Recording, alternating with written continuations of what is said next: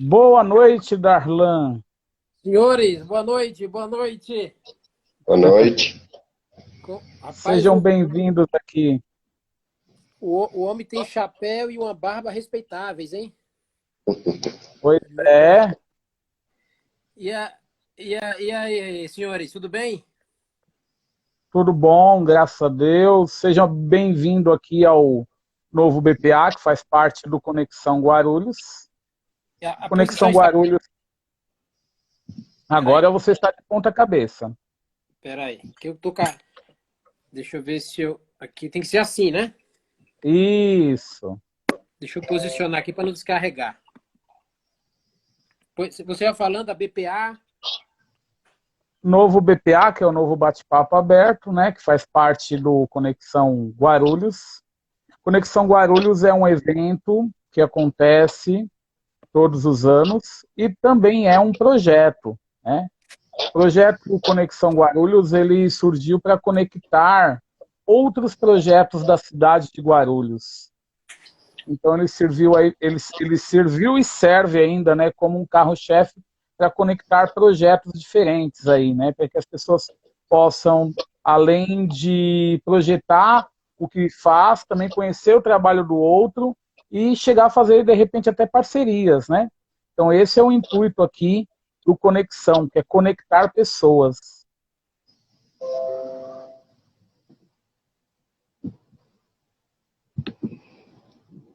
A iniciativa é boa, muito boa, né? Até porque nós precisamos dessa parceria, né? Nós precisamos desse apoio, né? Principalmente numa sociedade, né? Que poucos são leitores, né? Poucos acabam valorizando de fato a leitura, o livro, né? E muitos escritores muito bons, né? Que estão aí no anonimato, e pouco se sabe desses escritores. Quem sabe vamos encontrar aí um Drummond de Andrade, né, um Machado de Assis, né, uma Zíbia, né? Então, é importante essa iniciativa para incentivar tanto os escritores, os autores anônimos, né? Eu digo, até porque é uma situação, né, na qual eu vivo, né, dentro do anonimato, né, e que a gente tenta aí de alguma maneira ajudar, né, aí a incentivar novas leituras e novas possibilidades do caminho, né, literário. E é É, essa a ideia mesmo. concordo plenamente. Essa é a ideia do Conexão, né? Conectar pessoas e projetos, né? Temos aí o Danilo Amaral, né? Também temos o Cícero do Guia Mais Gru, que está nos assistindo também, que também fazem parte, compõem o Conexão. Hoje nós temos vários projetos em Guarulhos que acontecem e que precisam não apenas de visibilidade, mas que precisam de parcerias, de incentivo, de apoio, e por isso o Conexão está aqui, né, para poder conectar pessoas, projetos e ideias. Bacana. Tá dando um eco aí, um eco. Tá? Tá tendo um eco, alguém tá nos ouvindo aí próximo de vocês aí. Bacana. Bom, hoje nós estávamos aqui marcados, né, para conversar com três pessoas. Tiago Ortaete, Darlan Zurk, tá certo? Falei correto seu sobrenome aí? Isso, Seu exatamente, da Lanzurk. Will Zurk e o Wildson Alves, né? Mas hoje temos uma baixa, porque hoje nós não vamos ter a presença do Tiago. Tiago, infelizmente, hoje ele não passou bem, né? Então ele foi atendido na UPA Paulista e ele agora está em descanso, né? Recomendado ali pelo médico. Ele tem uma crise de fibromialgia, então estamos agradecendo ali de antemão, né, todo o apoio também do Tiago para que esse evento ocorresse hoje. e desejamos melhoras a ele. Mas então vamos seguir o barco. Hoje, então, o terceiro evento do Conexão Guarulhos, nessa roda de conversa. Quero agradecer aí a todos que estão nos assistindo. O Danilo Amaral, o Cícero, e todos os outros telespectadores aí que estão acompanhando nossa roda de conversa aqui, nosso bate-papo. O Darlan caiu novamente, vamos ver se ele volta aqui, se eu consigo chamar ele novamente. Ele caiu, mas já já ele volta aqui.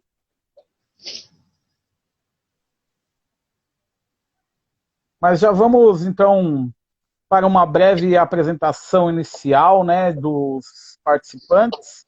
E aqui não sou eu que vou apresentar ninguém, aqui é para deixar todo mundo já no sistema à vontade aqui. Então vou deixar, então, pedir para que você, Wildson, se apresente, enquanto o Darlan Zurk volta aqui para conversar conosco. Vamos lá? Apresenta, fala um pouco do seu trabalho, da sua obra. Em seguida, o Darlan também vai se apresentar. Bom, como já bem dito, meu nome é Wilson Alves, sou professor de História, né? Sou escritor sobre a história que ninguém contou, a sua história que ninguém contou, né? É uma obra que basicamente eu utilizo aí tanto do campo da historiografia, sociologia e filosofia, numa perspectiva da crítica da realidade, né? Marcada aí o feminicídio, uma sociedade misógina, machista, né, patriarcalista. Então, eu trago, através desse livro, reflexões filosóficas, né, e como bom historiador, né, fazer todas as menções, né, do passado, né, para os dias atuais, né. Ele é o primeiro livro, né, de uma série que tem por vir, né, aí na sua história que ninguém contou, né, e é por isso mesmo que o título acaba sendo interessante, porque acaba remetendo aquilo, né, que fala, nossa, mas como ninguém me contou, né, mas é a sua história, né, e a história do meio social que vivemos, né, de todo o meio coletivo, individual, das ações, da ética moral, filosófica, né, como já dizia na antiga Grécia, né, o que é moral, o que é ética, e claro, pegando um pouco dentro do campo mitológico, que eu acho que é a coisa mais linda, né, antes da ideia do monoteísmo vir, né, essa habilidade, mas eu acho lindo os ideais mitológicos gregos, romanos, egípcios, onde os deuses, né, eles faziam, né, coisas humanas e eles mesmos acabavam se responsabilizando. E hoje eu acredito que nós estamos muito delegando, deixando, né, ao Deus, né, todas as nossas obras, as nossas ações. Aí eu falo, né, eu acabo refletindo um pouco isso em sala de aula, né, que Deus já está de saco cheio de nós, porque ele não tem nada a ver e passou ele a um campo que são das escolhas humanas, né? E aí, novamente, eu lembro de Jean-Paul Sartre, quando ele fala que o homem está condenado à liberdade.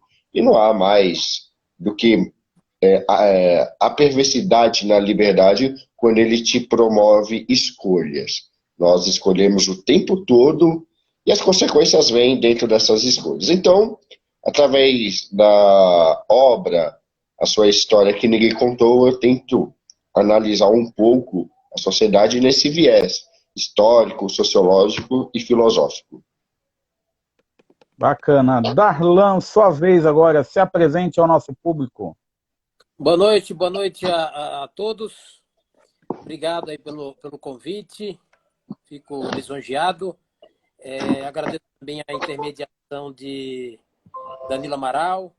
Ele faz um excelente trabalho na Somos Guarulhos. É um trabalho bem interessante de juntar empreendedores, escritores, ativistas culturais em geral.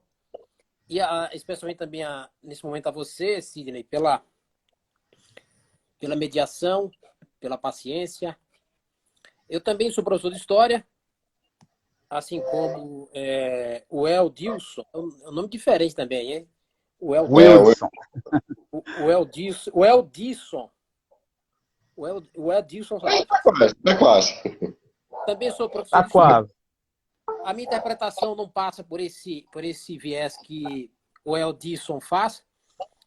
Meu trabalho, primeiramente, foi de crítica literária, crítica cultural, e enveredando para o caminho da análise cinematográfica. E depois eu me aborreci um pouco com a crítica, porque às vezes, para fazer um artigo de uns 6 parágrafos, demandava uma leitura de 8 livros.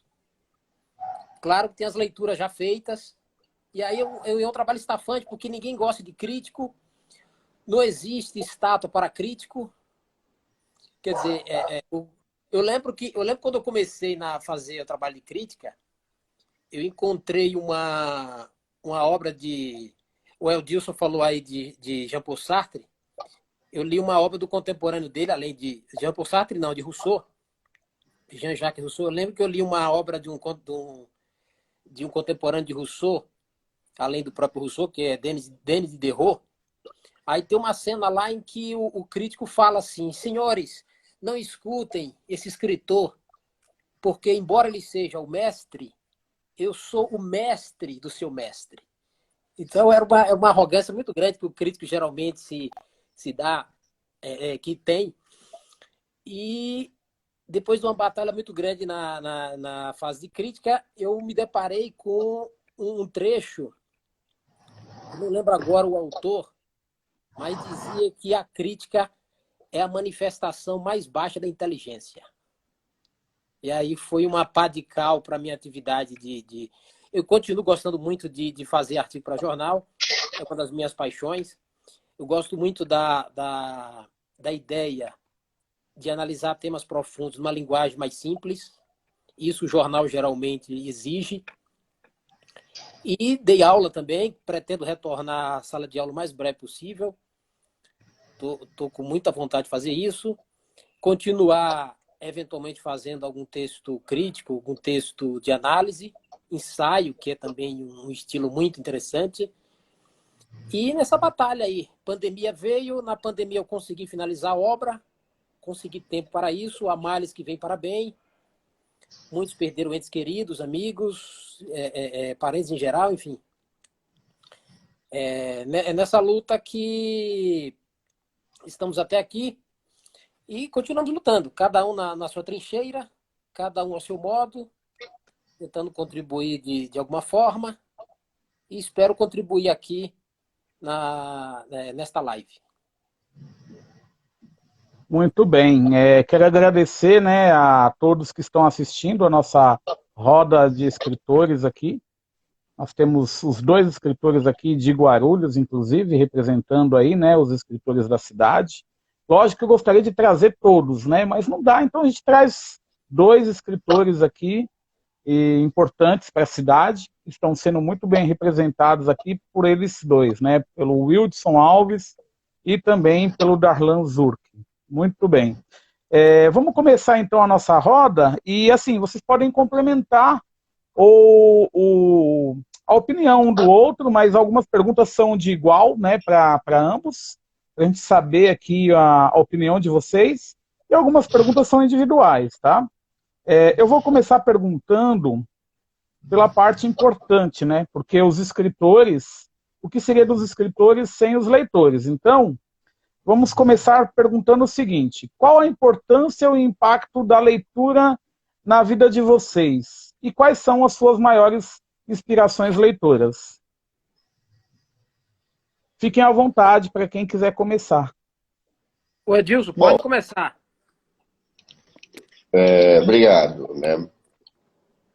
Bom, eu gosto muito da ideia de Albert Einstein, que quando a sua mente ela expande,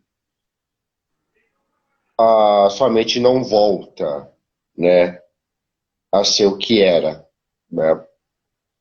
E a leitura, o livro, é o único material que consegue fazer isso com o ser humano, modificar a mente, né? Eu acredito muito na questão da imaginação, né? Que utilizamos muito a imaginação como campo lúdico, né? Desenvolvimento do cognitivo, lembrando que o nosso desenvolvimento por completo ele se dá, segundo a neurociência, a partir dos 24 anos. E a leitura, ela faz com que você tenha esse contato, né?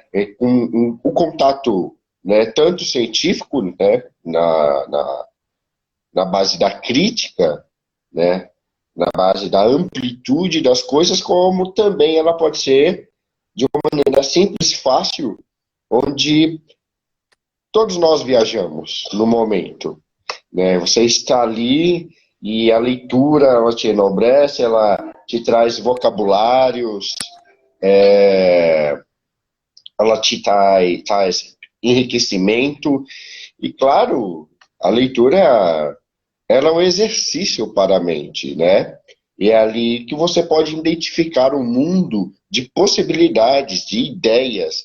E dentro disso você se encontrar. Tem leituras, né? Como eu também faço bastante artigos acadêmicos,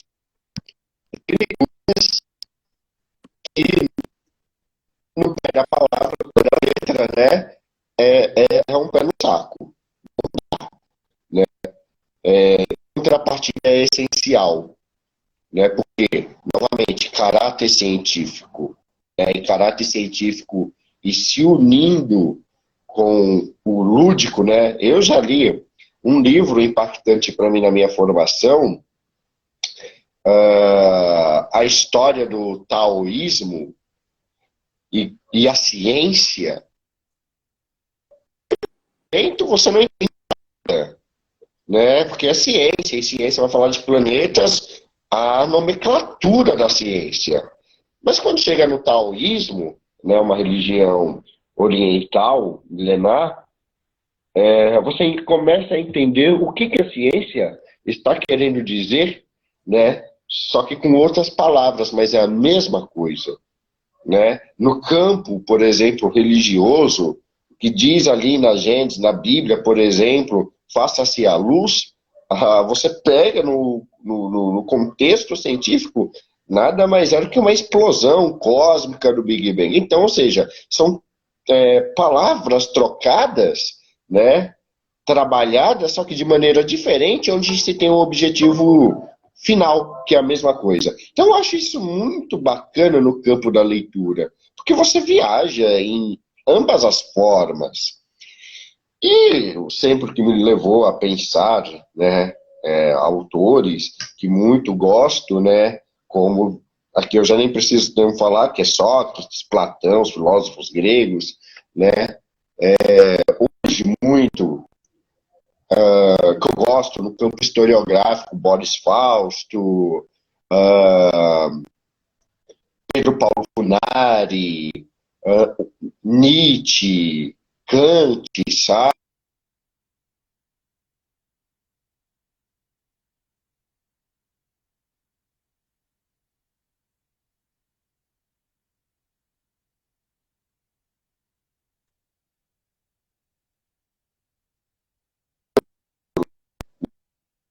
Muitos deles tiveram uma participação importante na minha formação, no meu pensar, né? E eu acho que a leitura, o livro, novamente, é o único objeto que transforma o pensamento humano. Bacana, Wilson. E dentre esses filósofos, né, historiadores que você citou aqui, né, é, você desenvolveu o gosto e incentivo através deles, né? Mas fora eles, você também gosta de autores literários ou somente você se interessa por autores mais históricos e filosóficos? Olha, eu sempre me vi, né, no campo da filosofia, autores literários, gosto muito do Machado de Assis, né, até por todo um contexto que leva a ele também foi muito crítico quando fazia artigos, né, gosto muito da forma de como ele escreve. Gosto muito, né, do Fernando Pessoa, né? Eu acho que o Brasil, pós esses escritores que nós já tivemos, acho que o Brasil ele carece de mais sentido, né? Poeticamente falando, para a vida, né? De fazer antes mesmo de escrever um livro, né? Não pensar apenas no capital, mas sim o quão você está contribuindo para a sociedade. Eu falo para os meus alunos, até quanto hoje comprar os meus livros, né? Eu falo, ninguém. Mas a ideia não é vender a mercadoria. Claro que, como você disse, não há escritores sem leitores, mas, para além, é ajudar, de alguma maneira, a sociedade, uma geração que hoje ela vive muito em mídia, né? Eu, particularmente, eu sou de uma pessoa que eu gosto de sebo, eu gosto de sentir o livro, eu gosto de analisar, pesquisar autores, eu gosto de ver se a linha de raciocínio tá coerente, e se não? Acho que isso, a diversidade, você ler pessoas contrárias a você, faz com que você forme uma opinião, né, uma tese sobre o porquê que aquela pessoa não concorda, em quais pontos, ter o embasamento científico. Então, as leituras mais científicas, mais filosóficas, elas sempre me chamaram a atenção. Bacana. E você, Darlan? Qual o impacto da leitura na sua vida e quais são os maiores inspiradores aí na sua formação leitora? Eu estava na live, caí de novo, agora mudei de celular. Bom, agora acho que agora com esse celular a coisa vai. Ó, a grande influência de leitura, para mim, eu lembro que foi uma Bíblia ilustrada que meus pais compraram já faz um certo tempo. Isso é anos 80. Talvez a compra tenha sido um pouco antes, mas foi nos anos 80 que eu tive contato. E depois eu descobri uma maravilha da fase contemporânea chamada Histórias em Quadrinho, que é uma criação do século XIX, mas se popularizou apenas no século XX. Eu lembro de uma coleção, uma série dos Trapalhões, que é a versão infantil dos Trapalhões, uma coleção incrível. Depois eu fui migrando para a Disney. Danilo Amaral entrou na... Bem-vindo, meu amigo. Tudo bem, gente? Ó, não quero atrapalhar, tô adorando o bate-papo, muito, muito bom mesmo. O pessoal tá comentando aí, tô junto com eles. A gente tem muita coisa para debater aqui. Só quero agradecer imensamente vocês, meu super amigo Darlan, Wilson, Sidney. Esse espaço do Conexão é pra gente usar, pra gente se conectar, o espaço de ideias, tá? Só passei mesmo para dar aquele abração. Tô aqui acompanhando vocês, hein? Abraço. Obrigado, abraço. E aí, como eu ia falando, senhores, depois da descoberta dos gibis, eu me deparei também com os jornais. Eu digo me deparei, descobri, porque eu morei na zona rural e essas coisas dificilmente chegavam lá. Mas claro que chegavam até a cidade, não tudo. E os jornais sempre me causaram uma admiração muito grande pela escrita em si. Depois, obviamente, depois que eu aprendi a ler, fiquei me encantando. O próximo passo era aprender a escrever, semelhante aos autores que eu apreciava muito. Então, as minhas leituras ficaram circunscritas a esse material. Depois que eu descobri autores da literatura, autores ficcionais, um autor local que me chamou muita atenção, admiro até hoje, que é José Erenilson da Silva, autor baiano. Embora você tenha dito, Sidney, que eu represento Guarulhos, mas eu sou baiano. Às vezes eu não tenho dilema nenhum em representar a Bahia, representar Guarulhos, ainda bem que eu represento minimamente, na minha modesta condição de representatividade, represento um pouco do que eu posso representar dos baianos, dos guarulhenses. E a segunda parte da pergunta era autores que me influenciaram, é isso? Isso. Depois das leituras em jornal, migrei para a literatura. Uma paixão que eu tenho também, semelhante ao nosso colega aqui, historiador, é com filosofia. Gosto muito de sociologia. A área de ciências humanas, eu tenho uma paixão muito grande. Algumas coisas da área biológica eu gosto, mas é um diletantismo muito superficial. E aí a paixão pela área de ciências humanas, filósofos como Platão, Sócrates, Aristóteles, São Tomás de Aquino, Santo Agostinho, Bertrand Russell, enfim, autores de séculos diferentes me chamaram a atenção. Agora, tem filósofos que têm uma escrita mais complicada, Heidegger, por exemplo. Volta e meia eu cito Heidegger como uma escrita bem complicada. Nietzsche, às vezes, extrapola um pouco, embora tenha uma leitura menos pesada do que Heidegger. Então, tem autores de autores de vários matizes que me encantaram, me encantam. E é uma mistura de área de filosofia, área de sociologia, a própria área de história. Gosto muito de Sigmund Freud. Então, são esses autores. E os autores locais, o Machado de Assis, o clássico Machado de Assis, um autor de que eu gosto muito, que é Augusto dos Anjos. Gosto muito da poesia do Olavo Bilac também. Vinícius, sou muito apaixonado por Vinícius. É uma feijoada, viu? É uma mistura muito grande. É essa diversidade, né, que complementa aqui o nosso bate-papo hoje. Vocês dois que são da área da história, né, da área de humanas, e eu aqui do outro lado da área de literatura, né? Então, como a minha formação é letras, português, inglês e literatura, meus autores que mais me inspiraram aí foram os autores mesmo literários, né, como Shakespeare, Edgar Allan Poe, entre outros autores aí da literatura que também caminham junto aí nesse processo, né, da escrita e da leitura também. E vamos lá ainda para o nosso bate-papo, né? Hoje, né, no século XXI, o livro físico e o livro digital. Qual o melhor formato? Há alguma diferença ou o preconceito ainda se instaura em relação ao formato digital? Há ainda espaço para ter preconceito em relação ao formato digital? E qual o melhor formato, na opinião de vocês? Disso, quer começar? Se quiser, pode começar. Já comecei a primeira e eu vou complementar. O livro em papel é insubstituível, é insuperável. Isso aí não tem a sombra de dúvida.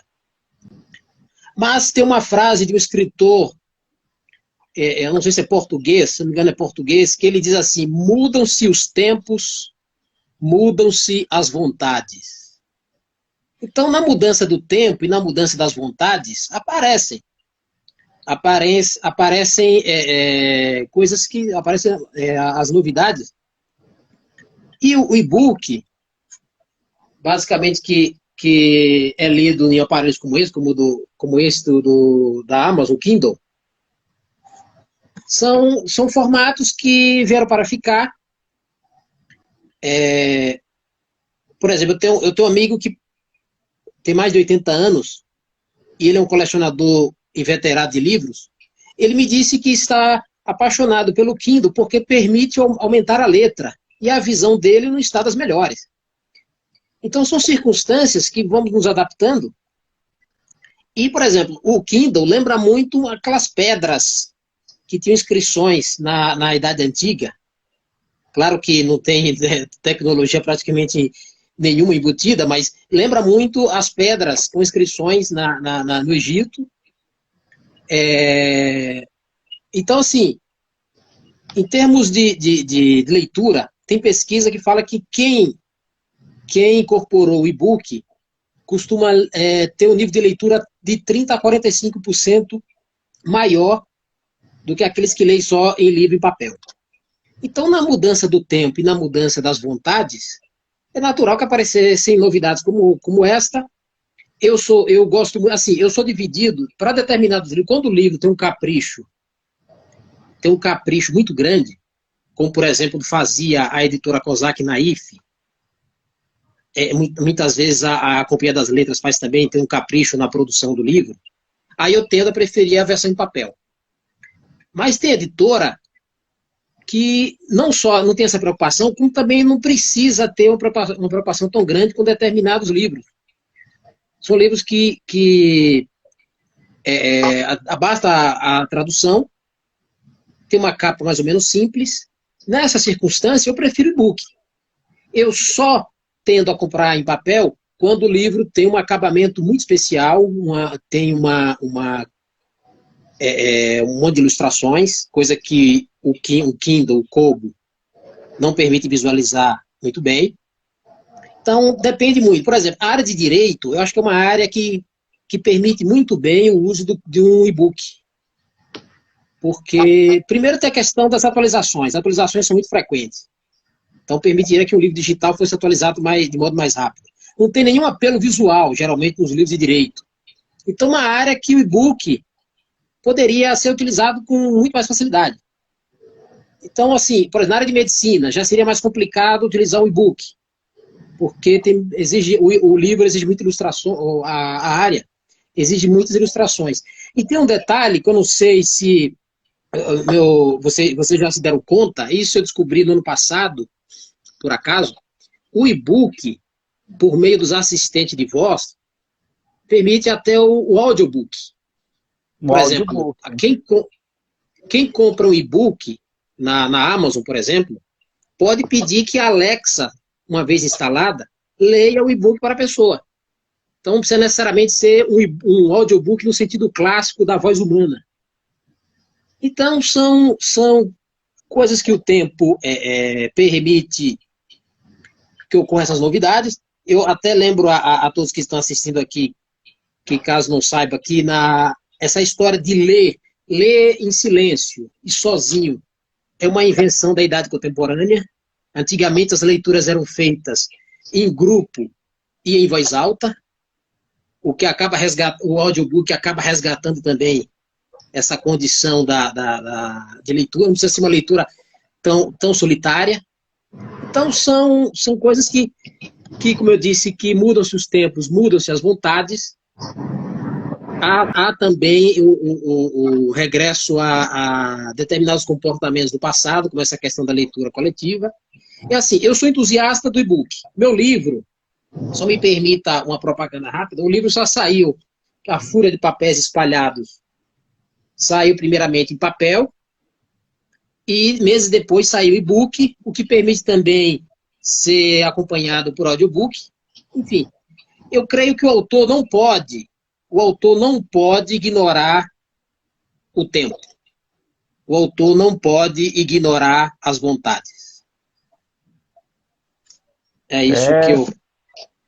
Essa frase de Luiz Vaz de Camões é forte aí no nosso contexto aí que você trouxe para nós hoje, hein? Wilson. Pegando um pouco, né, da questão tecnológica, é necessário entender, né, que hoje a tecnologia, como nós falamos hoje, né, essa tecnologia da Revolução Industrial 4.0, ela é inseparável, ela é inexorável, né? Ou seja, é uma tendência de uma evolução podemos sair do papel para o digital, e quando se temos o digital, tudo é mais fácil, e como foi dito aí, o audiobook, né, para as pessoas que não sabem ler, né? Mas, claro, novamente, a ideia do papel, o papel, ele não tem nenhuma pretensão e não irá sair, né? Porque há pessoas, há temáticas, há disciplinas que necessitam, como foi colocado muito bem por Darlan, há pessoas que, dependendo, elas vão necessitar de papel, vão se dar bem com a leitura, né, num físico. Eu, basicamente, eu tenho alguns problemas ainda com a questão digital, dependendo, né, muito do livro, muito da leitura em si, né? Então, para as pessoas que hoje têm o Kindle, né, é muito interessante entender que ela facilita até o entendimento, até as pessoas que têm dificuldade em letras, porque tem pessoas que, ao tentar entender a letra num determinado livro, determinada palavra, elas não conseguem assimilar. Só lembrando também que quando nós falamos, né, do campo tecnológico, é interessante colocar que hoje nós temos uma tecnologia após uma revolução industrial 4.0, mas que no passado, e muito bem apontado aí também, cada época teve a sua tecnologia. Vamos lembrar que hoje essa ideia é muito bem apontada por Darlan de lermos sozinhos, ela era muito praticada em conjunto, por exemplo, pela igreja, né? O clero secular, onde existia ali uma espécie de leitura para o melhor entendimento em voz alta, né? E que, com o surgimento da imprensa, já no início da Idade Moderna, o papel, a impressão, ela ficou muito popularizada, ou seja, a tendência, novamente, não é que o papel, o livro em específico, ela deixe-se de lado, mas nós temos uma questão errônea de falar, nossa, o papel ele vai ser abandonado. Não, na verdade, a tecnologia não veio, a tecnologia 4.0 não veio para aniquilar o papel. Porque o legal, basicamente, no dito da palavra, é você pegar o livro, é você cheirar o livro, né? Quanto mais velho, melhor. Né? Isso é legal. Né? Isso é o bacana, né? De você palpar. Né? Se as pessoas vão ler mais, vão ler menos, isso é uma questão cultural. Eu acho que o brasileiro em si, ele já não lê desde a época da própria colonização, né, onde nós tivemos aí a catequização dos indígenas através de jesuítas. O povo brasileiro pode ter tecnologia ou não, a tendência da leitura ainda acaba sendo pouca, né? Acaba sendo apenas um título de um livro e pronto, não sei o que passa, eu tenho que interpretar, né? Então, assim, a tecnologia de hoje ela veio para ajudar, para facilitar no melhor entendimento, para oferecer uma amálgama de possibilidades, né? Porque hoje, por exemplo, o jovem, ele fica com o celular o tempo todo. Então, qual é a ideia? De, pelo menos, promover livros em PDF para que ele possa ler, né? Ou, né, facilitar, né, o deslocamento de uma pessoa que tem tudo na internet, ao invés, né, vamos pegar aí os anos 90, 80, que você ia numa biblioteca para fazer um trabalho. Você ia atrás de livros para fazer trabalho. Hoje não há necessidade disso. Né? Hoje você baixa, por exemplo, 600 livros numa pancada só. Né? Mas essa questão de baixar trocentos livros, uma quantidade X de livros, isso significa, basicamente, hoje é mais leitora, né? Os índices não provam, não mostram que realmente isso acontece, né? Mas que sim, a tecnologia na atualidade, ela veio para ajudar, né, numa melhor percepção, proporção da literatura. Nós vemos aí quantas e quantas livros digitais são distribuídos e quantas vezes livros físicos também são distribuídos. Por exemplo, nas estações mesmo, né? Não sei quem lembra aqui, mas foram retirados. Tinha 4, 5 anos atrás, né, sempre uma cabine de quanto vale. Que você pagaria R$1, R$2, e por clássicos. Hoje você não tem mais isso, por exemplo, nas estações. Né? E isso mostra o quanto nós não crescemos na questão da literatura, mesmo ela sendo digital. Né? Então, quanto a essa tendência da literatura, ela não aumenta, mas que ela facilita, ela ajuda numa melhor compreensão, isso é de fato. Bacana. O papo aqui está bem interessante, tem muita gente assistindo a gente, né? Não posso deixar de fazer um agradecimento a todos que estão nos assistindo. Vou citar algumas pessoas, tá? Tem aqui a Laodiceia, jornalista Cláudio Palermo, temos aqui o Wilson Megag, Comunicadores Sem Fronteira, César Irará, que é de Irará, na Bahia. Inclusive ele faz uma pergunta aqui. Desde a Revolução Industrial, a tecnologia cada dia vem crescendo e novas tendências vão surgindo. Vocês acham que antes do processo tecnológico as pessoas ainda leem livros? Acho que foi o que nossos autores colocaram aqui há pouco, né? Que independente do formato, as pessoas leem. É isso? Sim. Eu creio que, independentemente da tecnologia atual, ou a tecnologia da época, qualquer tecnologia de qualquer tempo, as pessoas se debruçam em leitura. Desde a criação da escrita, isso aí não parou mais. Tem os papiros. Eu lembro de um autor que mora no Canadá, Alberto Manguel. Ele disse que os sites, o modo como o site é rolado, vai a pessoa baixando ali, lembra muito os papiros egípcios, que são rolos. Quer dizer, independentemente da tecnologia, essa necessidade de leitura, esse alimento para a imaginação, essa necessidade de saber, isso aí nunca vai acabar. Enquanto houver ser humano, eu agradeço a pergunta aí de César. Se for o que eu estou pensando, meu amigo, um abraço. O que é que o Eudson acha a respeito? Então, a leitura, e quem vai ler sempre vai ter, né? O que eu trago aqui é uma questão pontual, né?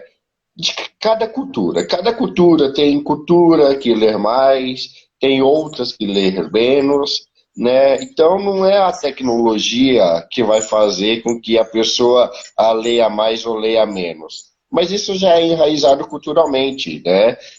Se nós formos, né, para a Ásia, para o continente africano, né, para a Europa, para a América do Norte, enfim, nós vamos deparar com níveis diferentes, né, de leituras, né? E isso não está na tecnologia, está no que o Estado promove, no que o coletivo, no que a sociedade promove. Qual é o interesse, por exemplo, da sociedade querer ler mais, né?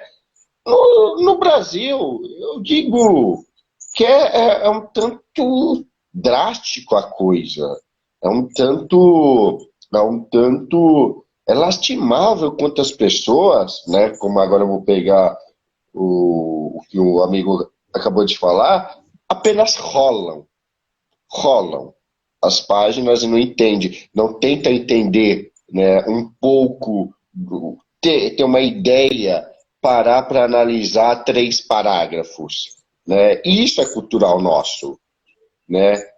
Somos pessoas que, por causa de pouca leitura, e tem a porcentagem, né?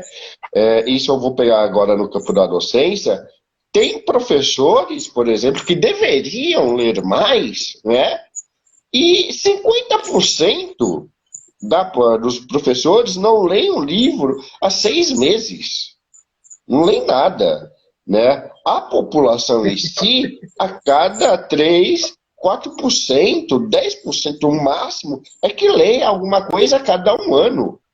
Então, quando eu falo de leitura, eu não estou falando a tecnologia ela veio para explanar, para ampliar a leitura. Ela tenta ajudar, mas eu falo que é do indivíduo a vontade de querer saber, de querer conhecimento, né?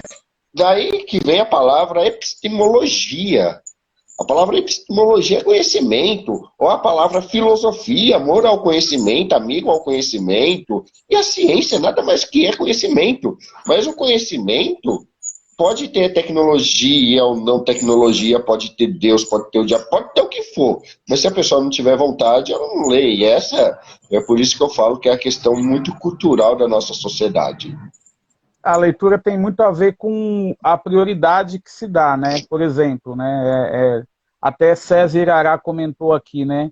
As pessoas, muito se falam hoje em videogames. Depende. Quem gosta de livros vai falar sobre livros, sobre literatura. Quem gosta de videogame tem a tendência de falar mais sobre os videogames, né? Não necessariamente que as pessoas são voltadas para uma única atividade. Entretanto, é muito comum os jovens de hoje estarem perdendo, né, inclusive o gosto pela leitura. E aí eu pergunto para vocês, né, eu vou perguntar para o Darlan, eu vou fazer essa pergunta para o Darlan, depois eu vou fazer outra pergunta para o Wildson, né? Há espaço aí, no caso, como você analisa o incentivo à prática leitora, por exemplo, na nossa cidade aqui? O incentivo é quase zero.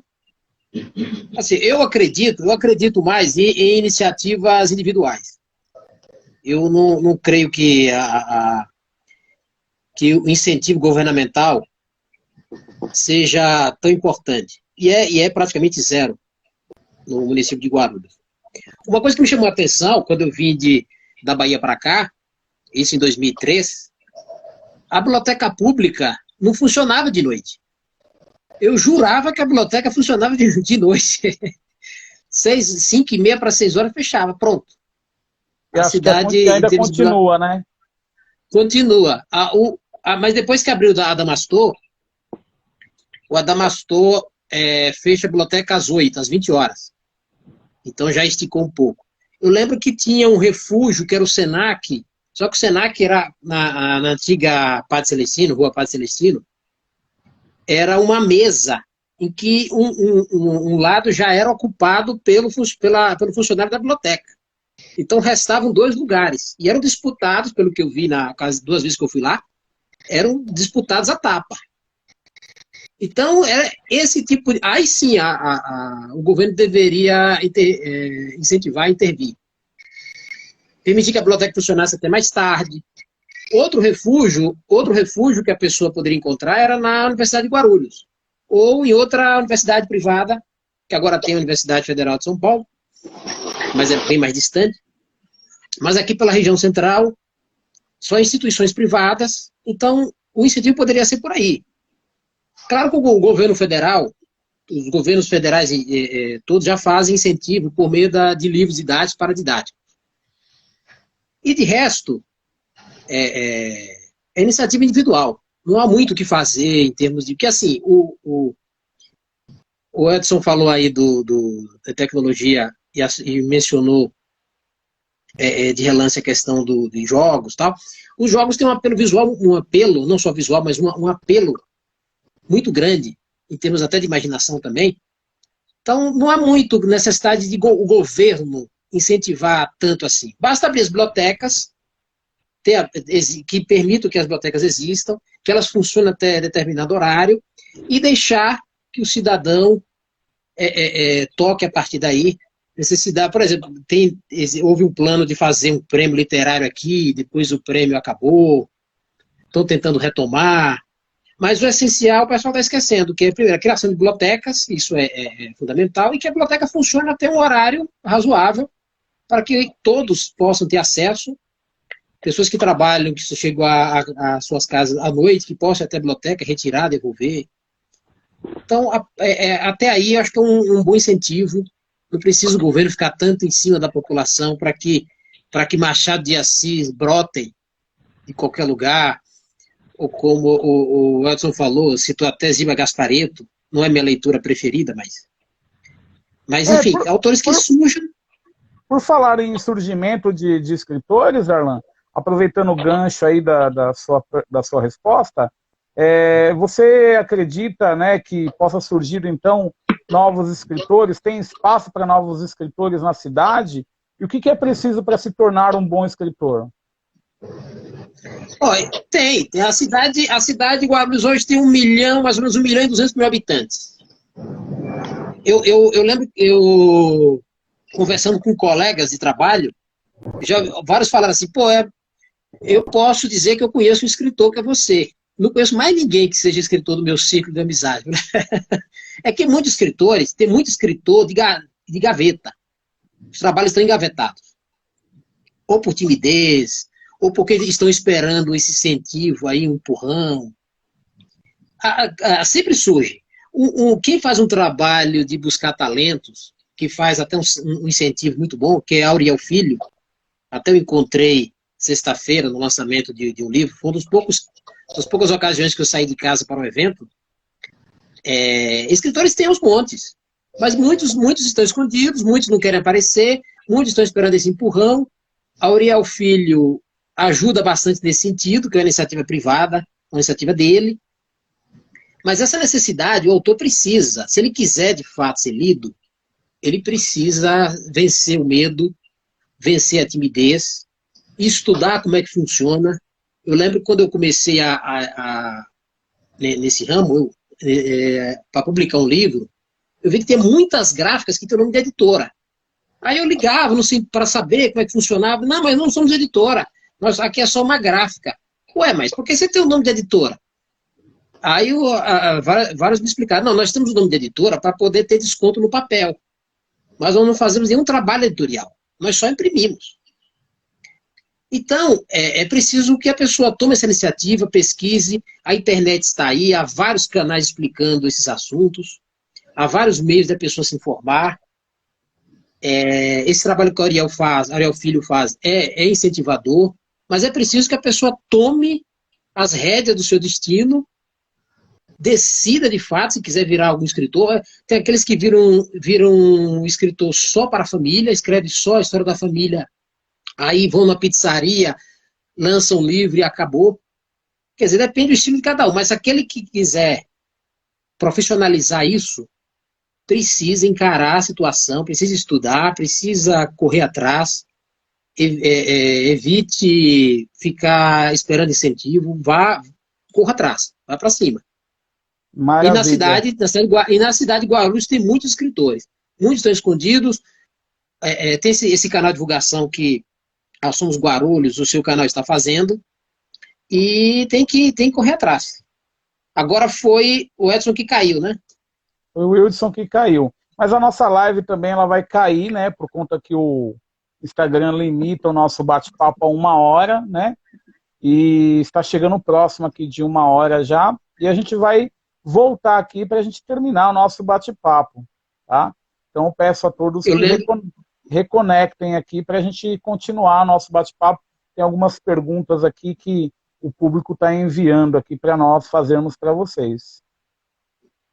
Eu lembro que ele foi elogiar a tecnologia e a conexão dele ficou ruim. Foi. É isso mesmo. E ele lembrou que o livro, quanto mais velho, melhor. O Elton é saudosista. Quanto mais velho, quanto mais velho, melhor. Eu vi que ele gosta das publicações mais antigas. Bom, eu também gosto, mas coisa nova também é boa. Vamos reconectar aqui então para a gente voltar com a segunda etapa do nosso bate-papo. Rapidinho a gente volta. Não saiam daqui da página, a gente está aqui novamente daqui 30 segundos. Voltamos ao vivo com a segunda parte da nossa roda de conversas aqui no terceiro Conexão Guarulhos, esse evento aqui de 2021, com a participação aqui de Weldson Alves e Darlan Zurk. Também teríamos hoje a participação de Thiago Ortaet, que infelizmente não pôde estar presente conosco, mas agradecemos aí então a participação do Thiago, mesmo à distância, e desejamos melhoras aí ao Thiago Ortaet. Wilson e com Darlan Zurk. Vamos aguardar conectar aqui. Lembrando que o evento Conexão Guarulhos é um evento que acontece anualmente, que é uma divulgação do projeto Conexão Guarulhos, que é o projeto Conexão Guarulhos, que tem aí como os seus idealizadores, né, o Cícero, do Guarulhos Mais, e o Danilo Amaral, do Somos Guarulhos e do Design Resiliente. E os projetos servem para conectar pessoas e ideias. Hoje estamos aqui, então, com os nossos escritores Wilson Alves e Darlan Zurk. Voltando aqui, então, ao nosso bate-papo, o Wilson conseguiu novamente aí se conectar, se reconectar. E agora eu vou fazer uma pergunta para o Wilson, né? Wilson, quais os desafios do escritor contemporâneo? Bom,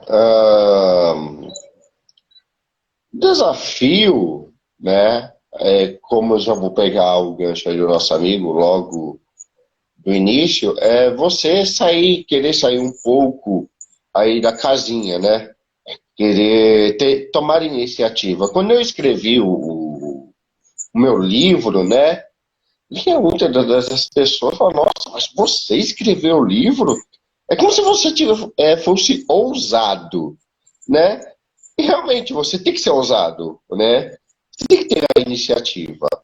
E eu acho que hoje, no mundo globalizado, como dizia Milton Santos, né? Hoje você tem uma facilidade de tudo, para conhecer, né? As ferramentas, a publicação. Só que aí entra uma questão, né, não perder muito a originalidade, né? Porque eu acho que num campo de que todo mundo possa te conhecer, ou num mundo onde as pessoas elas podem conhecer das suas obras assim, facilmente falando, a questão está muito da questão do original, né? Não deixar de escrever aquilo que realmente você pensa em escrever, e quando em algum momento chegar ao topo, né, a cadeia do sucesso, não tentar não sair desse seu mundo, porque é o seu mundo que você acredita que as pessoas compram. Eu falo, as pessoas compram a ideia. A ideia é você. A ideia é o teu pensamento. Se as pessoas leem, é porque elas acreditam no seu trabalho. E estamos num mundo aí, né, digital, né, onde está tudo muito conectado, e pedem para que você mude um pouco o seu estilo, né, que agrade um público e deixe o outro, né? Então eu acho que um desafio maior é você ter a originalidade. Eu falo, eu basicamente, né, eu não escrevo, não consigo escrever romance. Até porque eu acho que eu iria perder muito da minha originalidade, né? Eu sou uma pessoa analítica, eu gosto de fazer comparações, e se as pessoas leem meu livro, elas vão ver o quanto eu faço comparações, quanto eu faço de análise, né? E é assim que eu me sinto bem, tentando, né, mostrar à pessoa um outro olhar da coisa, um outro ângulo, porque a história é isso, né? A história é você ver de ambos os ângulos, né? Sem um julgamento, analisar, né? Então eu gosto, porque se eu partir para um outro campo, só porque o público-alvo pediu, eu não vou saber escrever, por exemplo, contos da Marvel, por exemplo. Não sei o que é, eu acho que o cara que criou é um gênio, velho. É um cara que trouxe uma mitologia, né, para o mundo contemporâneo, porque é isso que nós transformamos esses caras, né, esses desenhos, em uma mitologia do nosso mundo agora, atual. Mas eu não sei escrever, eu não sei falar poeticamente, né? Então eu estaria negando até a minha daquilo que eu faço.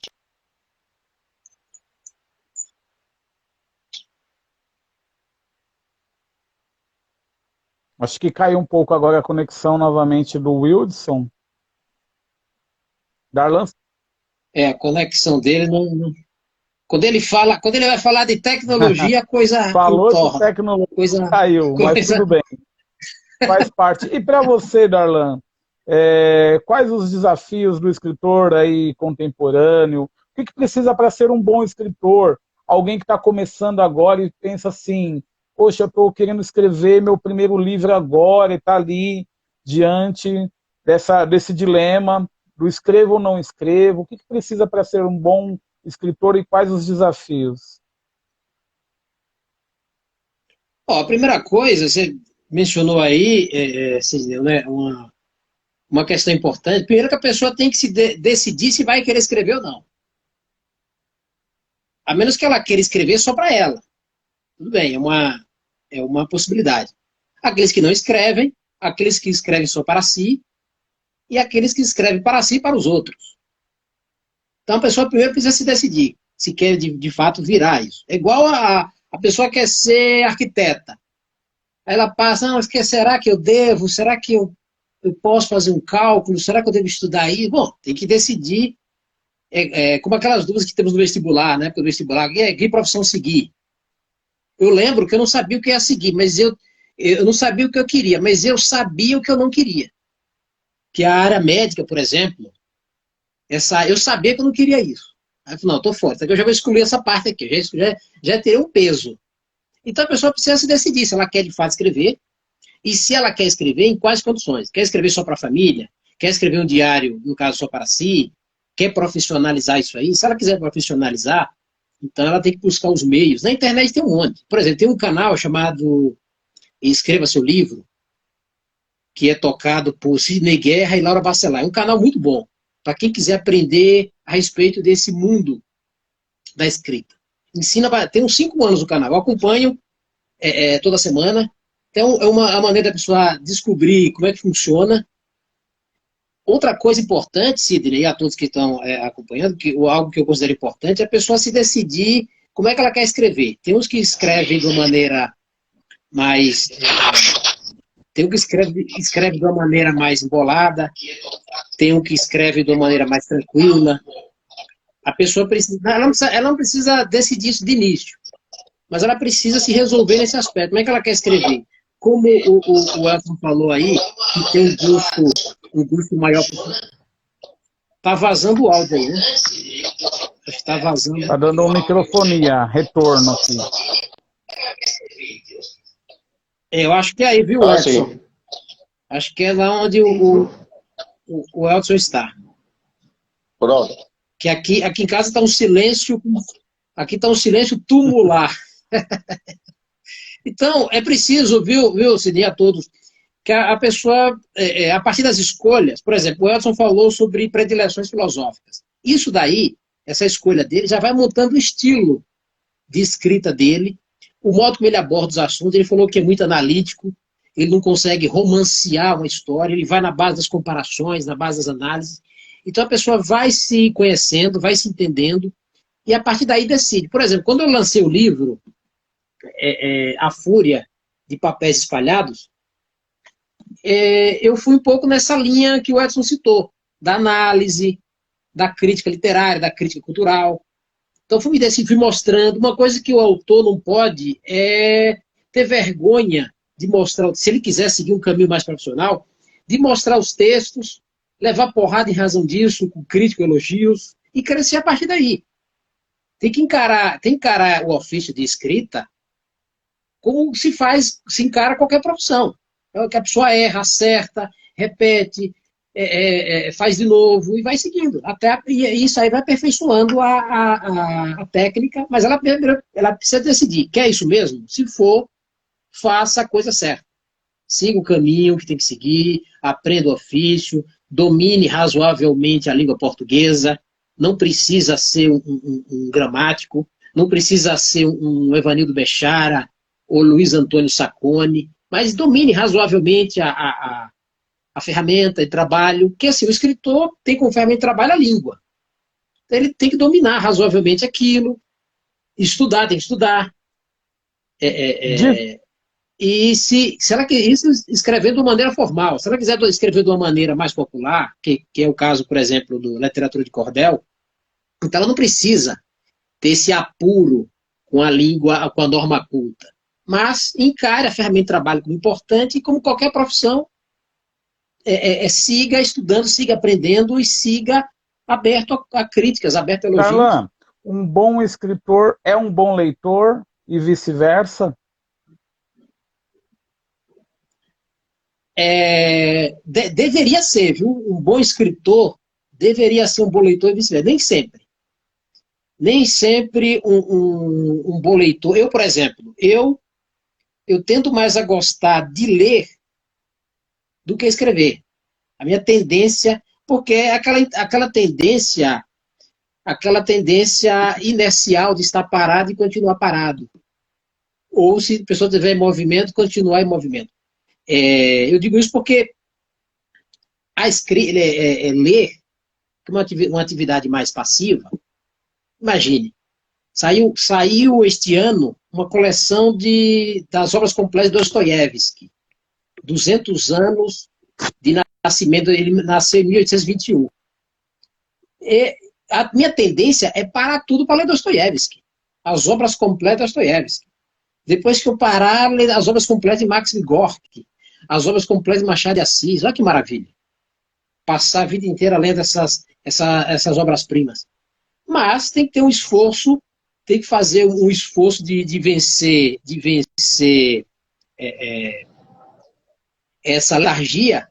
Se a pessoa quiser, de fato, virar escritor, que é uma atividade, muitas vezes, cansativa, é prazerosa, mas é cansativa, e escrever. Escreve os primeiros textos, mostra às pessoas, recebe os comentários que tem que receber, melhora ali, aperfeiçoa acolá, e vai seguindo. Ela própria, no decorrer do tempo, ela vai encontrando saídas na escrita que começam a chamar atenção, depois de prêmios literários. Agora, ser um bom leitor necessariamente não é um bom escritor, nem vice-versa. Tem autores que escrevem mais do que leem, e tem autores que leem mais do que escrevem. Muito bem. O Wildson está com problema de conexão aqui. Tá me ouvindo, Wildson? Wildson Alves? Houston, you have a problem? O problema é tecnologia. Não posso perguntar sobre tecnologia para o Wildson, que a internet dele cai. E ele já deixou claro que gosta dos livros mais antigos. Ele falou... Eu gostaria que depois ele mostrasse alguma obra. Ele não mostrou. Ele falou do livro, ele está escondendo o ouro. Pois daqui a pouco eu gostaria que vocês mostrassem novamente no seu caso, você mostrasse novamente a obra. E... Eu até fiz, Sidney, eu coloquei no meu site, darlanzurk.com, eu coloquei uma versão parcial do livro, eu até criei, ó. Aqui está o livro completo, ele tem 176 páginas. Aí eu lancei, eu estou distribuindo em lugares como a Biblioteca Pública abriu, Machado de Assis, na João Gonçalves. Talvez a Biblioteca do Maçã já tenha sido aberta também. Em alguns lugares públicos, eu estou deixando um livro de amostra, que tem 24 páginas, é um livro grampeado, que é uma forma de divulgação. embora estejamos em pleno século XXI, essas ferramentas tradicionais de divulgação ainda são importantes. Eu lembro até um professor que dizia, olhe, não desconsidere os e-mails, hein?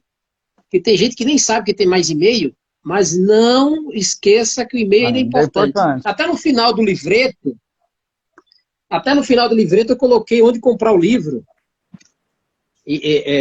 Lojas físicas, lojas virtuais, basicamente lojas virtuais, mas tem lojas físicas também.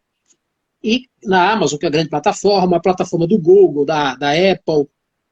E como eu disse, o e-book pode ser transformado tranquilamente em audiobook, mas é com aquela voz da Alexa, né? Uma voz meio robótica. Mas fazer o quê, né? Ainda não, a tecnologia não avançou tanto assim para que a voz robótica seja confundida com a voz humana. Mas chegaremos lá. Querendo o Edson ou não, chegaremos a níveis tecnológicos muito elevados, viu? Bom. Ô Edson, eu gostaria que você mostrasse a sua obra. Tá com uma obra fácil aí? Mostra seu livro aí, rapaz. Eu só queria... Acho que a Magazine Luiza deve ter algum pacto aí com os Estados Unidos que consegue fazer a voz humana aparecer, né, num avatar, né, de mulher. Então, só para concluir, né, eu acredito que sim, a tecnologia ela tem muito a ajudar, né? Ela não vem para suprir o livro de papel, né? Entretanto, né, para ser um escritor, hoje todo mundo ele pode ser escritor. Eu participo de várias páginas de grupos, né, que temos aí pessoas que querem falar sobre terror, querem falar sobre temas aleatórios, né? E sim, né? Para além de sair da gaveta, né? Querer realmente mostrar para o mundo qual é a sua proposta, né? É necessário, né, um apoio aí para essas pessoas e também, né? Novamente no que tange a ideia do original, fazer algo que é original, fazer algo que é seu mesmo, né?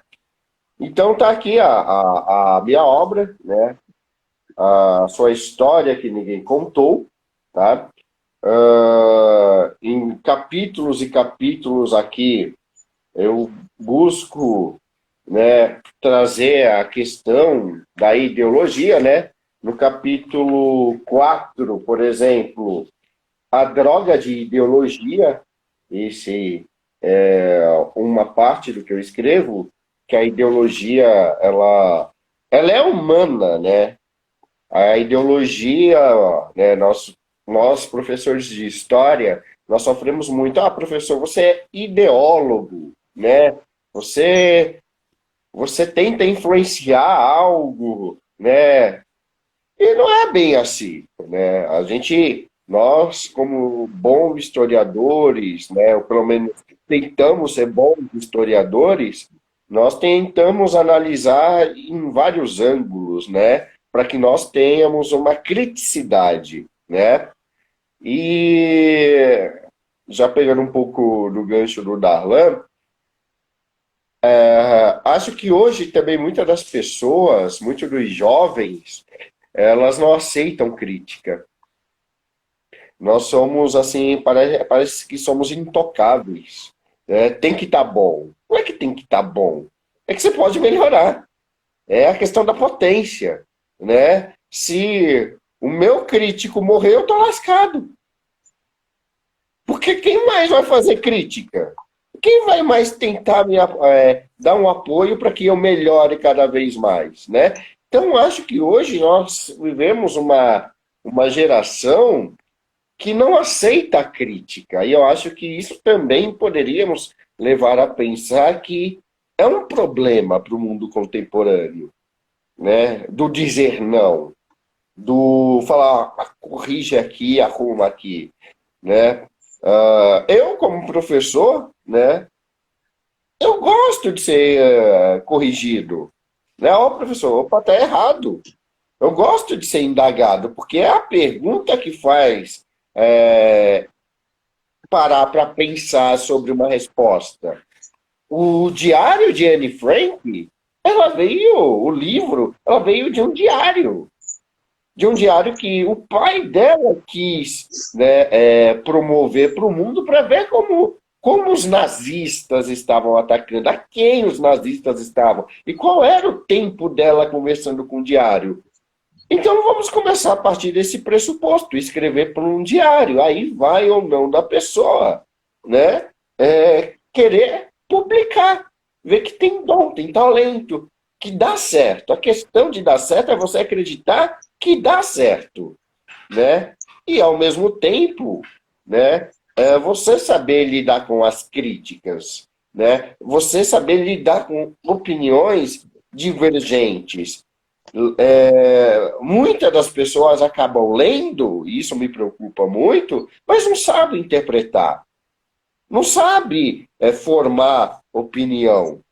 Né? Vamos pegar, por exemplo, filósofos como Immanuel Kant, como Heidegger, como Weber, escreveram para aquele tempo, e isso eu acho impressionante no mundo de hoje, tiveram que criar alguma teoria, que é o mais difícil de todos, e hoje as pessoas não sabem interpretar, né? Não sabem ler, entender aquela situação, que é muito mais fácil do que criar.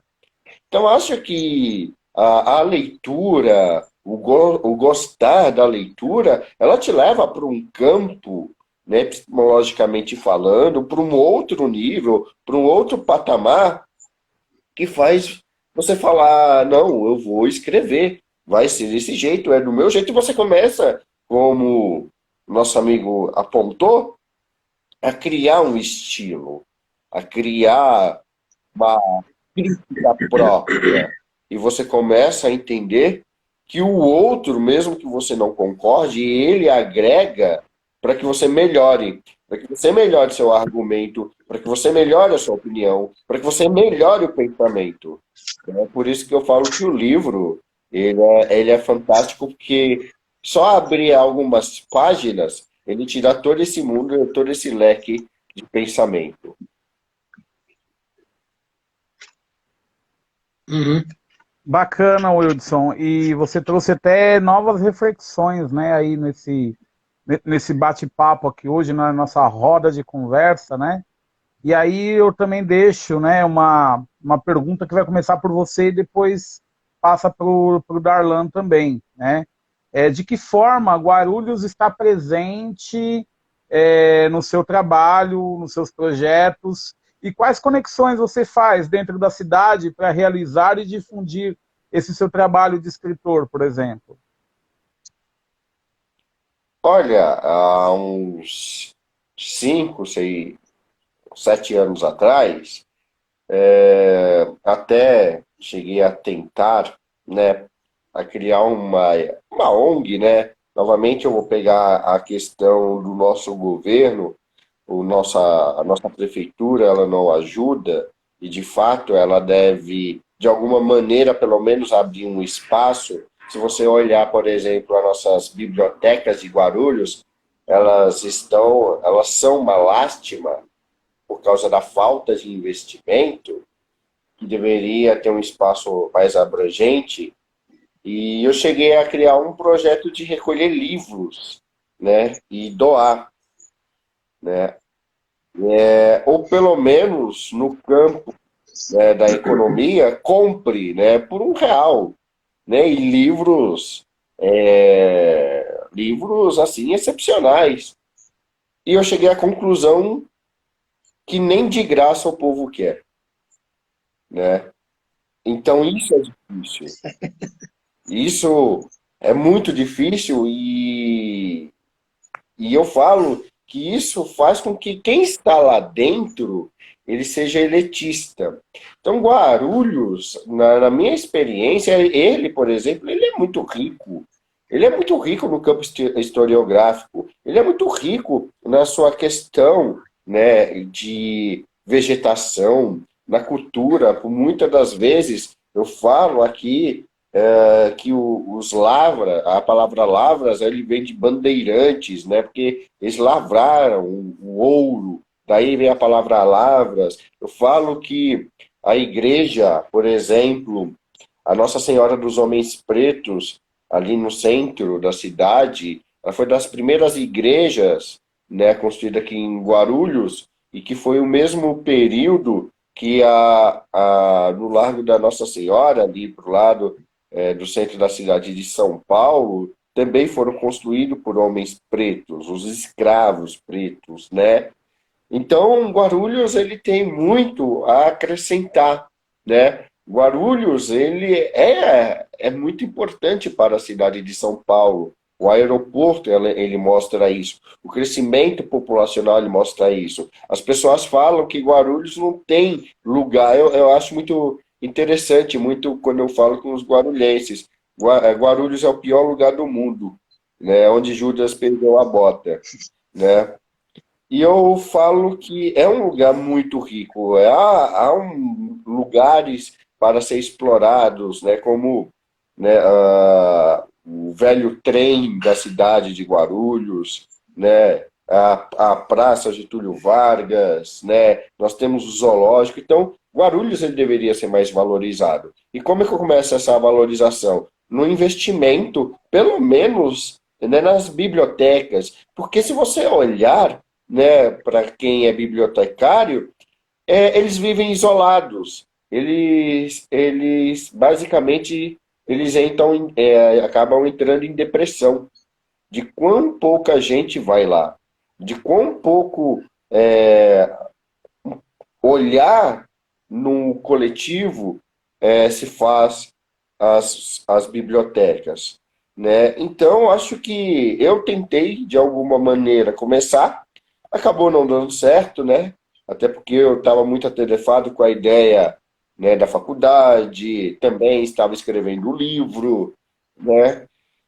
Acabou que eu parei me pegando pensando nisso. Se nós formos nas nossas bibliotecas, é abandonado, literalmente abandonado, né? Agora, basta a pessoa abrir uma loja de roupa a R$ 10 e você verá o quanto fica lotado. Acho que a leitura, ela não dá lucro para uma nação que não é cultural, porque não move apenas com a economia, ela move com o pensamento. E aí tem uma frase máxima aí, de um autor anônimo, não pesquisei de quem seria, na verdade eu pesquisei, mas não encontrei ainda um nome para ele, mas há mais interesse pelo seu desinteresse pelos estudos do que você mais imaginava. Então há mais interesse pela falta do seu interesse pelo estudo. Há mais interesse pela falta do seu interesse pela leitura. Então acho que... E nesse tempo, Wildson, que você está em Guarulhos, né, no caso, você conseguiu fazer muitas conexões na cidade? Olha, eu já, dentre de todas as cidades que passei, que eu sou de São Paulo, da Zona Sul, né? Mas foi aqui que eu consegui. Eu cheguei aqui, quando eu cheguei, lancei o livro, consegui fazer uma parceria com a Nobel, onde ali eu ministrei uma palestra, né? Consegui, né, fazer palestra no Adamastor, né? Então, vamos lá, de 3, né? De 3 é melhor do que nenhum, que eu não consegui em outras cidades, né? Então, aqui eu consegui ter contatos de pessoas que realmente eles estão voltados a leituras, mas eu acredito que Guarulhos ele tenha muito escritores em potencial, né? Guarulhos, me chama a atenção, por exemplo, se você for na Nobel, né? Eu gosto dessa livraria e tudo mais, mas Guarulhos está lá, né? Na última estante, no fundo, né? Autores de Guarulhos. Acho que deveria ser destacado, né? Acho que não era para uma questão de você ficar no último lugar da estante e no fundo. de uma livraria? Deveria, como estou em Guarulhos, incentivar esses autores. E também aí entra a questão de um apoio das empresas privadas, como essas livrarias Nobel, a Saraiva, a Martins Fontes, né? De pelo menos, né, tentar destacar um pouco desses autores que têm um trabalho para escrever, por mais que seja prazeroso, mas é um trabalho reflexivo, é um trabalho imaginativo, né? E que essas empresas, elas são importantes para a venda do produto, para a venda do conhecimento. Não é vender o conhecimento, ninguém vende conhecimento. O conhecimento, ele acaba sendo aderido, mas por quem quer ter conhecimento, né? Novamente, aquela ideia. Nem todo mundo que sabe ler, ele sabe interpretar, né? Por exemplo, a Igreja Católica, na Idade Média, né, muitos dos padres, do clero, né, sabiam ler, mas acreditavam que o mundo era quadrado ou plano, né? E aí tudo foi por água abaixo. Então é mais ou menos isso, né? Nem todo mundo que sabe ler sabe interpretar. Então eu acredito que as empresas, as livrarias, elas deveriam dar um up maior, né, para esses autores, né? Para os autores anônimos. Colocar um pouquinho, né? Cada mês um nome ali na frente, conheça esses autores, né? E aí é claro que nós entramos no mundo capitalista, que basicamente roubaríamos as cenas de outros grandes autores. E essa não é a ideia. Darlan, sua vez, Darlan. Quais suas conexões em Guarulhos e de que forma Guarulhos está presente aí nos seus projetos? Guarulhos é uma cidade grande, bem grande.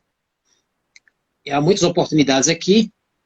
Algo que o Elton falou sobre a pessoa abrir uma loja de roupa. Guarulhos é uma cidade muito comercial. E uma cidade dormitório. Então, Guarulhos não vive cultura.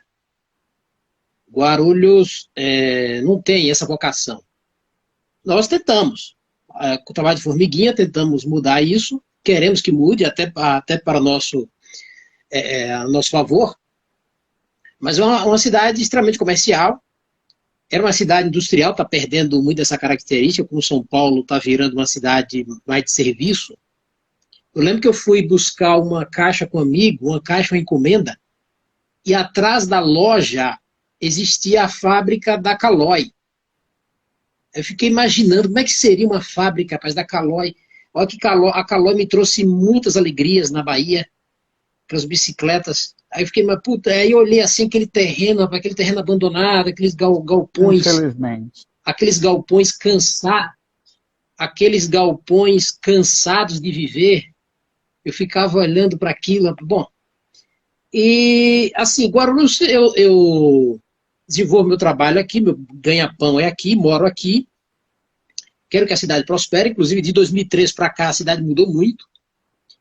A cidade, em termos de vida noturna, se modificou bastante, e isso influencia uma cadeia de setores, como o próprio setor literário. A cidade fica mais pujante, a cidade abre mais oportunidades, essa vida noturna carrega histórias, permite novas histórias, enfim, isso vai agregando, de uma maneira geral, a vários setores. Assim, meu trabalho é literário. Eu confesso que ainda não criei nenhuma história que envolvesse um cenário guarulhense, que aglutinasse outra história guarulhense. Pretendo fazer isso, mas eu estava... Por exemplo, esse livro, A Fúria de Papéis Espalhados, é um livro mais analítico, que tem, inclusive, 2 textos, pelo menos um texto que eu terminei aqui em Guarulhos, mas não aborda a cidade, o ambiente da cidade foi feito aqui, mas não aborda o local. E sobre as conexões, o Elton citou aí a Livraria Nobel, deve ser a Livraria Nobel perto do Bosque Maia, né, o Elton? A livraria não é mais Nobel, mas é um espaço cultural muito interessante que Vera Novo toca, uma espécie de centro cultural, tem um centro britânico Sim. lá também, deixou de ser Nobel, acho que a Nobel só existe agora no Shopping Internacional, do lado da rodovia Presidente Dutra, E eu fiquei sabendo por acaso, na verdade eu estava sem ler jornal, aí voltei a ler. Isso é uma atividade que eu até recomendo que as pessoas leiam, acompanhem mais o município, as notícias, e naturalmente vai encontrar notícias interessantes, como essa que eu soube da criação da Livraria da Vila, no Shopping Maia, que é uma livraria muito charmosa, uma livraria muito boa. Inclusive, eu conversei com a gerente antes do lançamento do meu livro, e ela se prontificou, não, usa o espaço aqui, porque o espaço lá, uma vez usado, atrai clientes, atrai, obviamente, que pessoas que queiram lançar lá também, ou esse espaço aí que o Elson falou, da Livraria Nobel, que agora é espaço livre, que é perto do Bosque Maia, é onde acontecem vários eventos, como o lançamento de livro que eu fui sexta-feira, saraus, recitações diversas. É um espaço muito bacana. Essa estante, ela realmente se encontra no fundo da loja, mas é aquilo que o Edson falou no final. É uma questão comercial. Claro que a estante, por ser Guarulhos, a estante deveria ficar mais para frente, mas as lojas, as livrarias, elas gostam de ter livros que vendem muito. Elas querem que venda muito para poder o sistema, o negócio continue girando.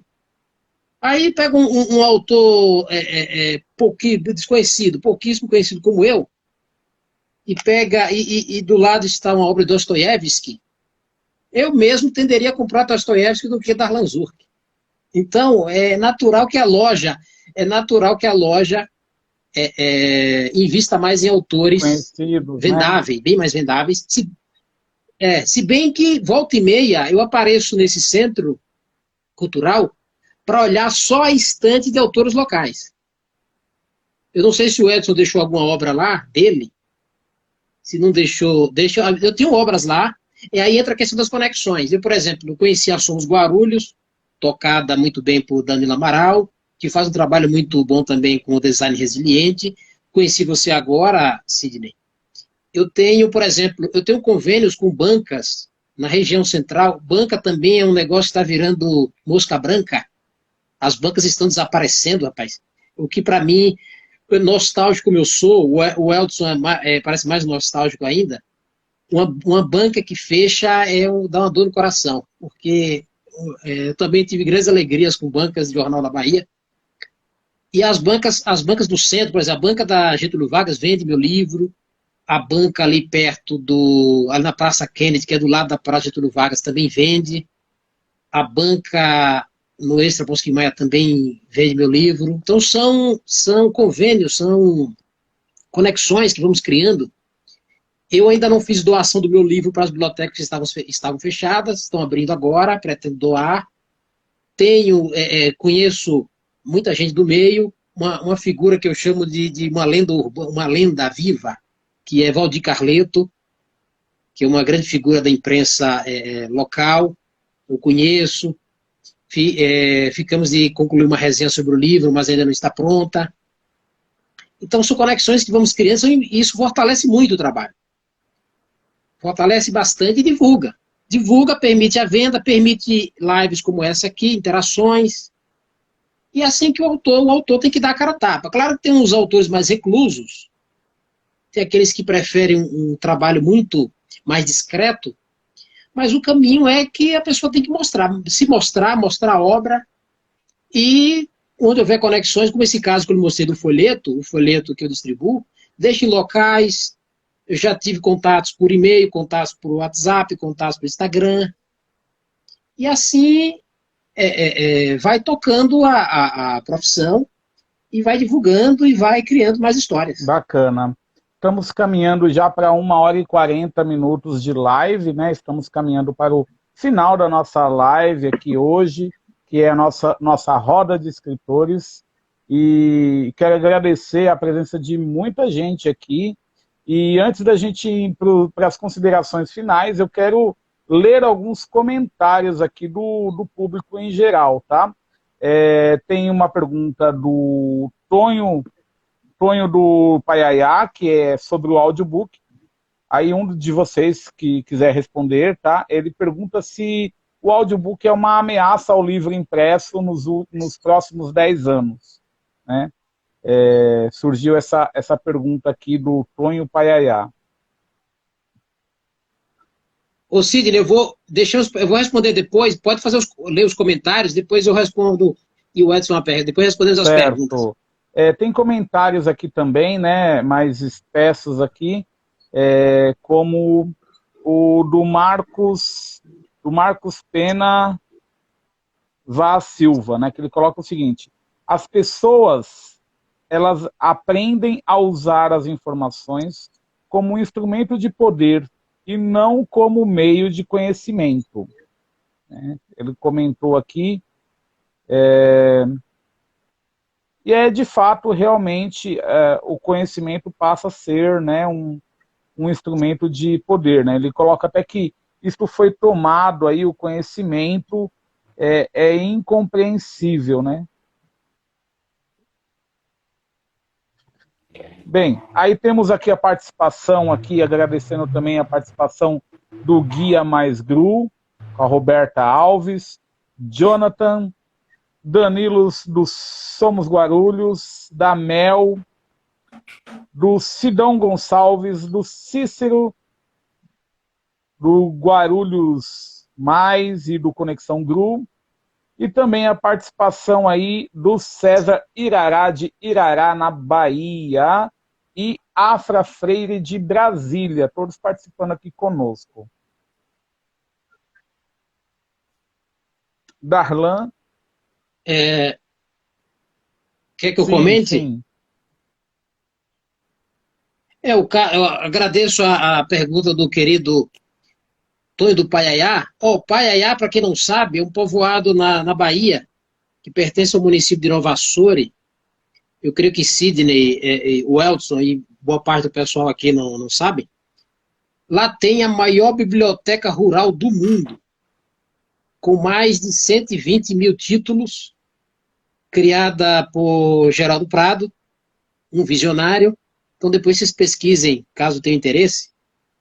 Ele criou a maior biblioteca rural do mundo, já tem registro isso no Guinness, tem reportagem em grandes canais de TV. O Elton, se quiser, depois pode mandar um exemplar do livro dele. É uma espécie de Nova Alexandria cravada no sertão baiano. Se tiver interesse, depois manda o livro para lá. Assim, o caso, agradeço a pergunta, Antônio Mário. Olha, o que se sabe é que nos Estados Unidos, o e-book já está pau a pau com o livro impresso. Então, toma espaço. O e-book não quer pouco nesse latifúndio. O e-book quer muito. O e-book tem fome, o e-book quer espaço, o audiobook também. Assim, eu creio que o papel nunca vai acabar, mas a tecnologia, ela não é amiga do papel. Ela não é indiferente ao papel. Por exemplo, eu lembro que eu era assinante da revista InfoExame, uma revista maravilhosa de informática. Foi a tecnologia, foi a saída dos anunciantes do papel para a internet, ou seja, a tecnologia atraiu os anunciantes, que matou a revista. A revista não existe mais. Muitas revistas fecharam, muitos jornais se acabaram. Então a tecnologia não é indiferente ao papel, em certo aspecto eu acho que até inimiga.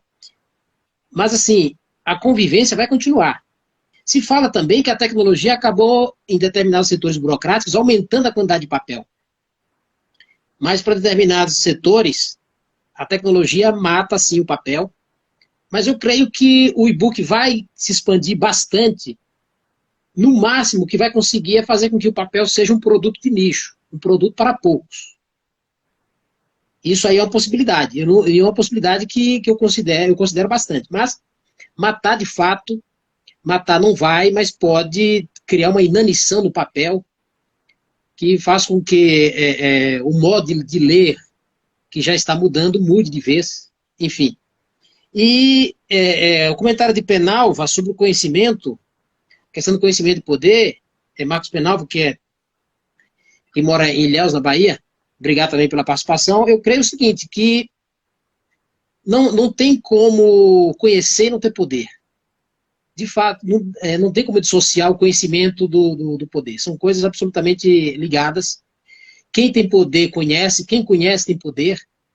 Não tem como conhecer que assim, se a pessoa conhece, domina aquele conhecimento e não usufrui do poder em relação a isso, é um caso muito raro.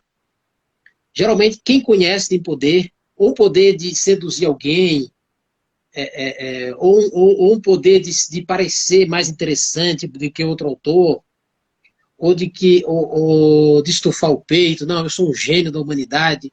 Eu lembro que tem até uma história de Schopenhauer. Schopenhauer disse que um dia a mãe ia agradecer a ele por ter sido mãe de Schopenhauer. Então, são coisas que... Aí eu passo a palavra aí para o Elton. Só para retomar, é sobre a questão do e-book versus papel e poder e conhecimento. Seja breve que estamos caminhando para as considerações finais. Bom, novamente a ideia, né, que eu digo, o digital ele não tem nenhuma finalidade, nenhuma intenção de acabar, né, com o papel, né, porque, como eu disse, o papel ele é prazeroso por tudo, o toque de quem gosta, o cheiro, o querer ir num sebo, numa biblioteca, numa livraria, para tocar, para sentir, né, o papel em si, né, ficar no seu silêncio ali numa biblioteca, enfim. Então, uma ideia é que tanto o e-book, o audiobook, ele ajude, né, a se ter mais interação, né, essa afinidade com a leitura. E para quem não tem, né, para quem sofre aí de alguma deficiência audiovisual, né, tem a questão para o surdo e mudo, a questão do escutar, né, o livro. E para quem é aqueles também que tem pressa, né, que não tem a paciência mais de ler, né, mas coloca aí os seus smartphones para escutar a leitura. Então, sigo da mesma linha, falando que uma não está para aniquilar a outra, que isso não vai acontecer. Da questão da informação, a informação ela é apenas uma ideia do que está acontecendo. Infelizmente, na nossa sociedade brasileira, só basta de ler um título, como eu já disse, parece que já sabe de tudo, né? Já forma aquela opinião que ela não existe. E conhecimento, ele é poder, né? Quando eu falo, mas você tem conhecimento, então conhecimento é sempre bom. Bom, aí eu pego aí as maiores atrocidades no mundo, né? Se não fosse o conhecimento, o nazismo não teria existido, né? O próprio Adolf Hitler ele tinha conhecimento e gostava de ler Platão assim de uma maneira incrível, né? Stalin não estaria no poder, não teria lido Karl Marx assim de uma maneira incrível que transformou toda uma União Soviética. Então, quando eu falo de conhecimento ele é poder, agora é saber usar o conhecimento. Tem pessoas que usam para o bem, tem outras pessoas que usam para o mal, né? Isso daí é de escolha de cada um, né? Informação, na verdade, informação sem uma leitura, ele é uma fantasia. Ele é uma fantasia. Uma fantasia que um dia acaba caindo o traje, cai a máscara, né? Cai o personagem que está por trás disso, porque não tem um embasamento, não tem um conteúdo, não tem uma formação crítica adequada para conversar, né? Humanamente falando. Falar isso no Brasil é uma facada, mas né? Porque, por exemplo, o povo brasileiro, em determinados assuntos, matam um ao outro sem qualquer tipo de conhecimento, né? Não entende, né? Não sabe da percepção daquilo. Qualquer informação. Eu falo que hoje a tecnologia ela é muito polarizada por causa das informações. Não há o que você não saber. Pelo menos um título você vai saber porque está nas redes sociais, está na mídia. Você está sabendo pelo menos uma coisa. Você está sabendo de alguma coisa. Se você está sabendo alguma coisa, agora a questão é se você abriu para ler. É se você teve, pelo menos, a coragem do dedinho para clicar ali e saber que você vai ler. Para ter discernimento, né? Então, eu acho que a nossa sociedade em si, ela não está preparada para isso. A gente ainda vive ainda no mundo da caverna. Mesmo digital, mas vivemos no mundo da caverna, né? Então é isso que eu estou falando. O conhecimento ele é poder, informação é uma máscara, é uma fantasia para você não fugir da sociedade. Ah, o fulano sabe, se fulano sabe, mas o que eu não sei? Ah, mas apareceu ali o print da notícia. Ah, entendi. Aí formulamos coisas que não existem, porque o leitor brasileiro não tem a audácia, a capacidade, preguiça no dedo de executar o músculozinho do dedo para pelo menos clicar e ter um discernimento do que vai falar. Bem, esse bate-papo, nossa roda de conversa muito enriquecedora, né? Quero já começar os agradecimentos aqui e já vamos indo para as considerações finais, onde também vocês podem estar divulgando os canais de vocês, para que as pessoas que estão nos assistindo e que futuramente vão nos assistir, possa segui-los e acompanhar o trabalho e os projetos de vocês. Darlan, passo a palavra para você. Eu agradeço novamente pelo bate-papo, Sidney Welson, pena que o outro rapaz não pôde. Agradecer novamente a grande Danilo Amaral e os demais integrantes da Somos Guarulhos. No caso das minhas redes sociais, basta procurar Darlan Zurk, tem o meu site, que é darlanzurk.com, Zurk é Z-U-R-C, darlanzurk.com. É só procurar Darlan Zurk nas demais redes sociais, do Instagram, Facebook. Eu fiz até uma conta no VK, que é o Facebook russo. Quer dizer, vamos invadir a praia deles, rapaz. Vamos invadir. Então, é só procurar. No meu site tem uma amostra do livro, tem o link lá para as lojas também. A pessoa que tiver interesse, dá uma olhada na amostra. Se a amostra por si só bastar, não precisa comprar o livro, claro. Se interessar, está em lojas físicas também, como a livraria Martins Fontes da Paulista. Pode encomendar também pelo site, pode comprar na comodidade de sua casa pela Amazon, Mercado Livre, estante virtual. E fico à disposição no que precisar. Adorei o papo, muito bom. Numa tarde, uma noite meio quente aqui de Guarulhos. A tarde estava quente e a quentura se prolongou pela noite. Muito agradável. Boa sorte aí. Obrigado pelo pessoal que compareceu aí no chat. Forte abraço aí para o Welson, Sidney e demais amigos e todos que acompanharam a live. Obrigado, Darlan. Wildson. Bom, primeiramente aí agradecer o convite, né, do Sidney, né, foi um bate-papo enriquecedor, né, obrigado, Darlan, né, compartilhar esse momento nessa noite, né, como já dizia o Sócrates, um simpósio, né, de reflexão. Eu termino aqui com essa frase, né, uma vida não pensada, ela não vale a pena ser vivida, né? É uma reflexão, e a reflexão que leva aí, né, a expandir o conhecimento, né? Ainda bem que nós utilizamos o conhecimento, o poder do conhecimento, sempre para o lado bom, apesar do que o público já está dormindo, né? Mas, enfim. É uma coisa muito engraçada. Bom, o meu livro, né, ela está na Saraiva, né, na Google Play, na Clube dos Autores, que é a minha editora, né? Para quem quiser divulgar livros, né?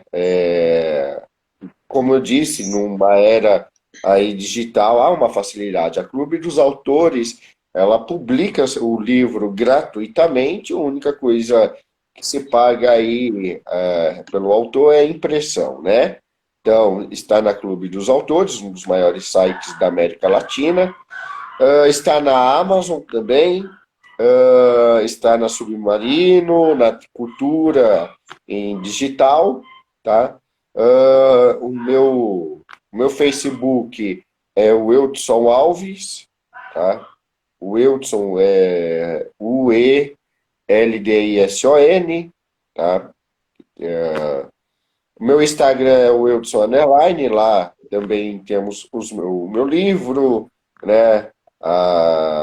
Que eu compartilho com ele, e é isso aí. Demais, só tenho a agradecer a todos. Eu agradeço em nome de toda a equipe do Conexão Guarulhos, né, a participação de Darlan Zurk e Wildson Alves. Agradeço também a todos os telespectadores que nos acompanharam nessa noite aqui na nossa roda com escritores. Agradeço em especial também a esposa aí do Wildson, que nos permitiu, né, ele terminar a live conosco pelo celular dela, né? Se não fosse uma mulher, seria ninguém. E o Ademir Oliveira, que não se cansa aqui de dizer, ó, eu não estou dormindo, não. O Ademir Oliveira aqui está dizendo, olha só aqui, olha só, estou aqui, Darlan, não estou dormindo. Um grande abraço aí para grande figura. Agradeço também a toda a equipe do Conexão Guarulhos, o Cícero, do Guarulhos Mais, o Danilo Amaral, do Somos Guarulhos e do Designer Resiliente. Ficamos aqui, então, com a próxima roda do Conexão Guarulhos, na próxima quarta-feira, às 20 horas, que vai ser uma roda com jornalistas, a roda de jornalistas do Conexão Guarulhos, tá? Então fica aí a dica e venham participar. Conexão Guarulhos, conectando pessoas e projetos dentro da nossa cidade. Um abraço a todos, fiquem com Deus e até mais. Obrigado, até mais.